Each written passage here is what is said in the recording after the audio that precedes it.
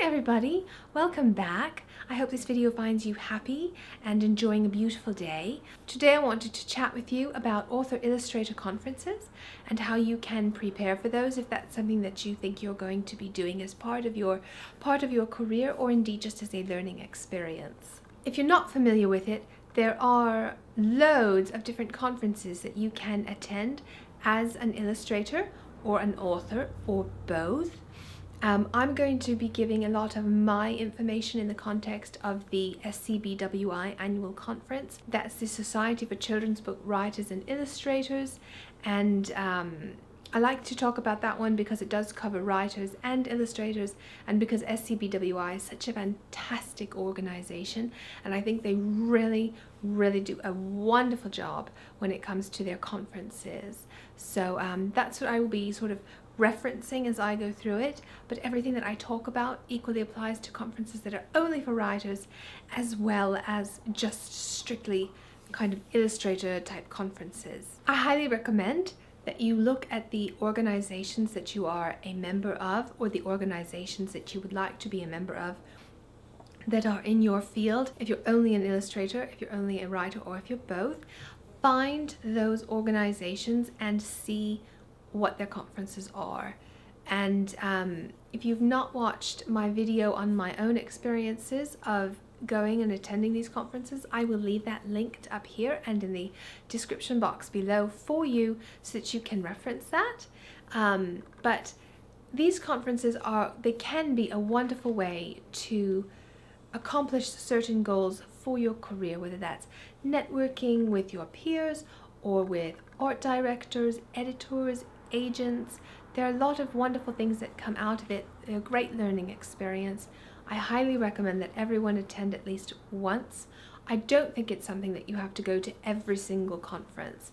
I think the experience is an important one, but don't live in the land of fear of missing out if you can't always attend. The best thing you can do is to really maximize the conferences you do go to by being very well prepared. And that's the goal. That's the goal of this video, is to help you be very prepared for going to these conferences.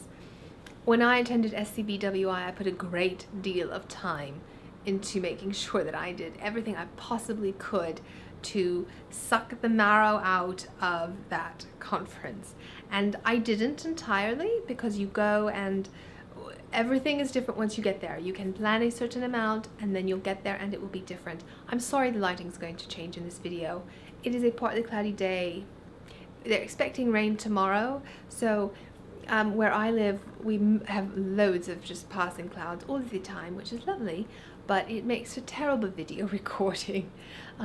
Anyway, there are these sort of rainy clouds that are deciding whether they want to be there or not, and I hope that they come and stay for a little while. But in any event, conferences. My first recommendation when it comes to attending a conference is to go to the website.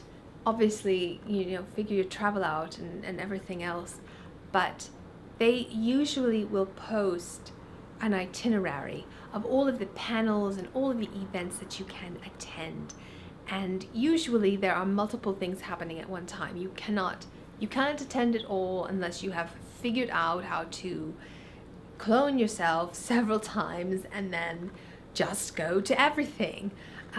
So I really recommend sitting down and printing out the itinerary, and then starting to decide which sessions you think you might want to attend.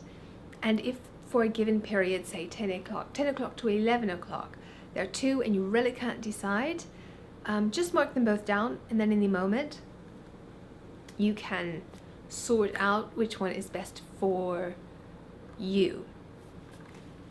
Does anyone remember, and this might not apply to everyone, but when I was a little girl, there used to be these scholastic they weren't book fairs, they were just these little book sales that Scholastic would do, and the teachers would give everybody what amounted to a sort of cheaply printed newspaper type paper, but sort of folder type thing of sheets of books that you could purchase. And you would go through, you could look at all of the books, and then you could fill out just on pen, of course, because there's no internet right now, dating myself, but you'd fill out all of the books that you wanted, because they'd have a little list, and then you would bring your money in an envelope with your little order form, and you'd give it back to your teacher, and then you would wait, and then eventually the books would come and the teacher would pass them out and you'd get your bag of books. I lived for these. I lived for these because, as you know, if you follow my channel, I love to get mail, and it was sort of like getting mail, only you got it from your teacher, and it was the most exciting thing. I absolutely lived for these. So when I would get my Scholastic form that would list all of the books with little pictures of the cover, a little description of the book. You couldn't preview the book or anything.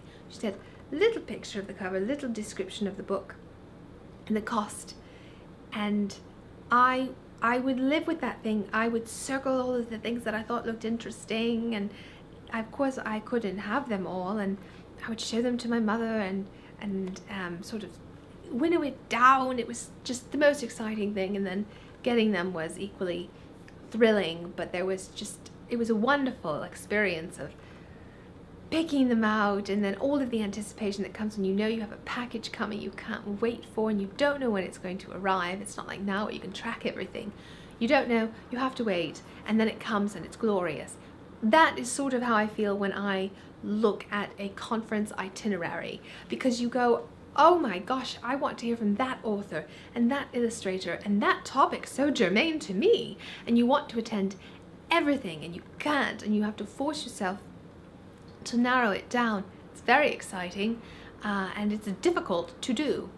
So that being said, when you get that itinerary in front of you, start to formulate a strategy for yourself.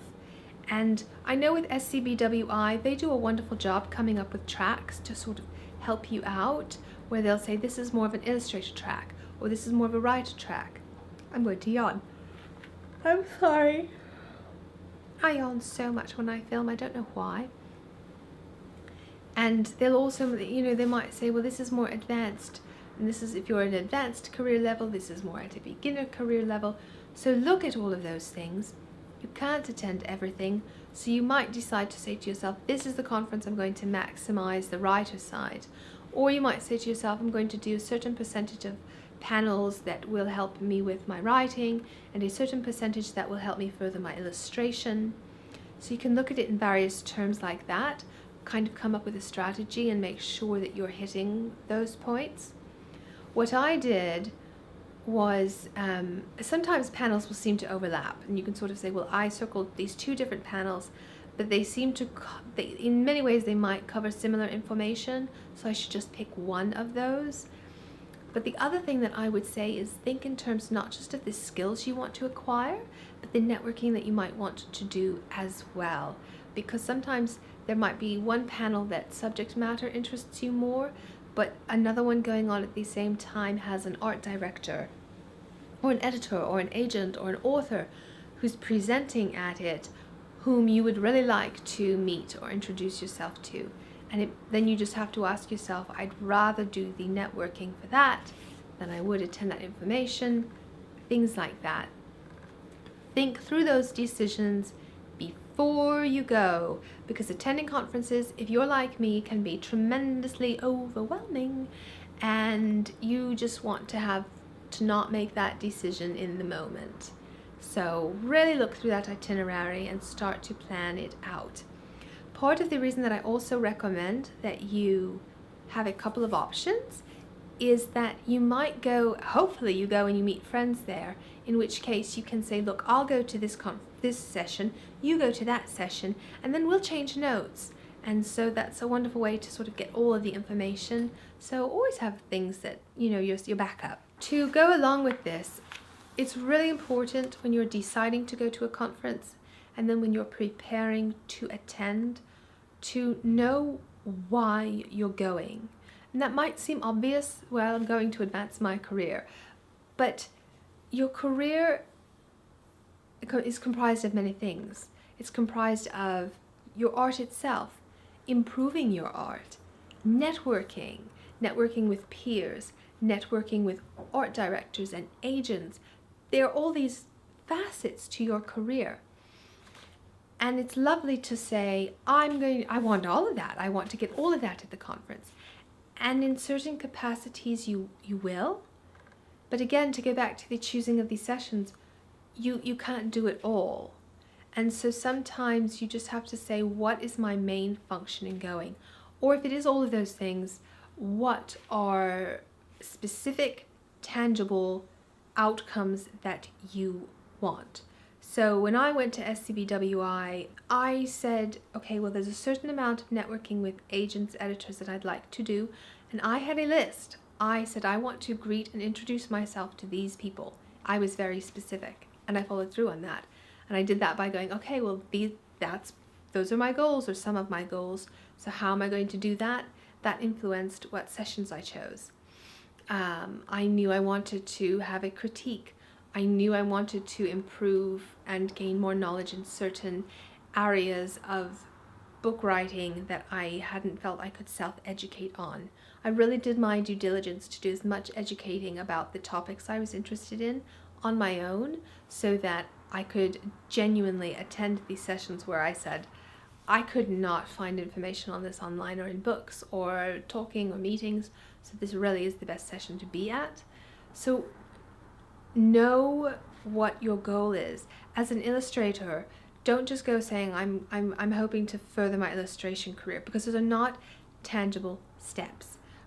Go saying I know I want to be in the portfolio showcase.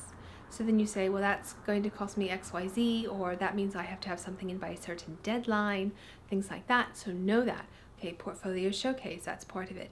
You might say, I really, really want to meet these 3 artistic directors and have a chat with them and just have them know my face so that I can follow up with them after. So, okay, map those people out, figure out those sessions that they will be at, and that helps you narrow down your sessions. And so, you know, if this might be the conference you go to where you're focused on craft, and then another one might be the one you're really just saying, I'm good with my craft right now. I want to focus on pushing my career forward and on networking, and that's where I'm going to put the bulk of my time this time. So know why you want to go. When you're looking at the conference and you are looking at all of these sessions, it will list the people who will be giving that presentation. Sometimes it's a panel, sometimes it's an individual. Research those people. Definitely research the people you know you want to meet. But I think it's beneficial, and when I was looking at it, I looked into every single presenter to get a bit of a background on that person, because I didn't know everyone, and that helped me identify the artistic directors whose art style I thought most well aligned with mine, or the agents, the editors whose interests were best aligned with mine. So it's a great way to really know who are the people that I should be speaking with. So do research all of the presenters that you see, and then in-depth research the ones that you want to talk with.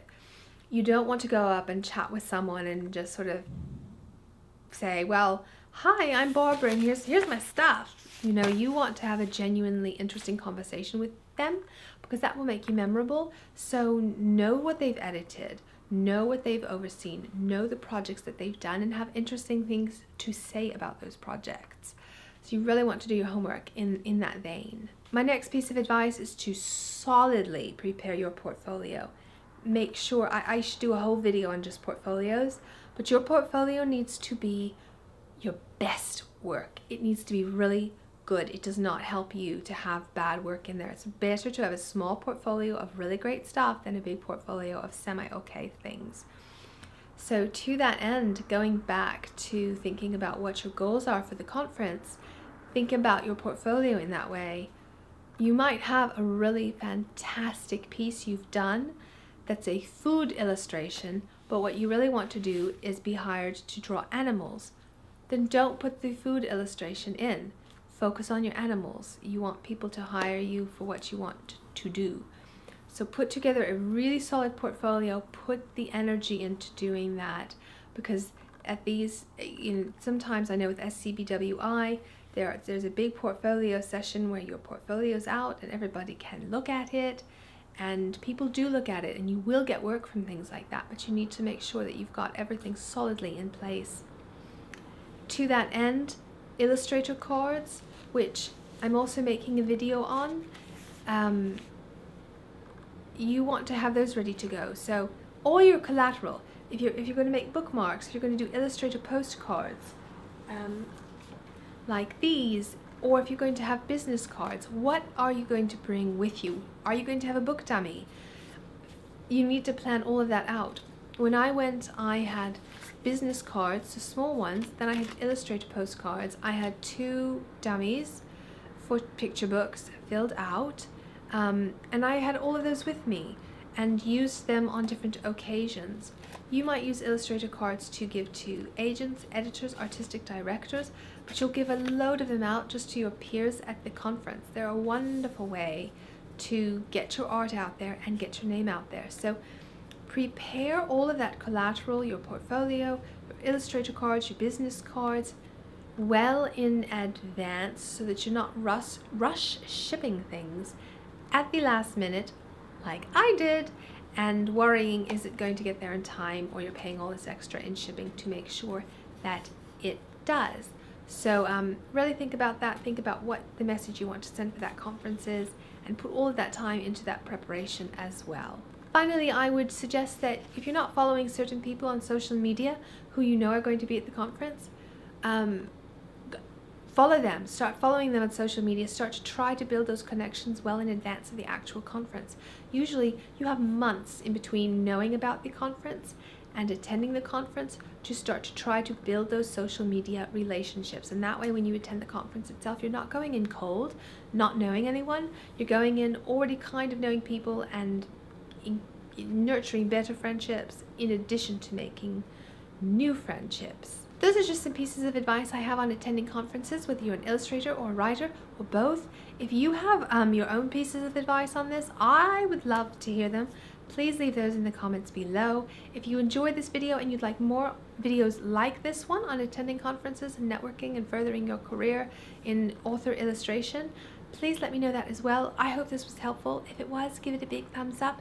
Click that subscribe button below. I thank you very much for watching. I hope you're having a wonderful, wonderful day. I will see you very soon.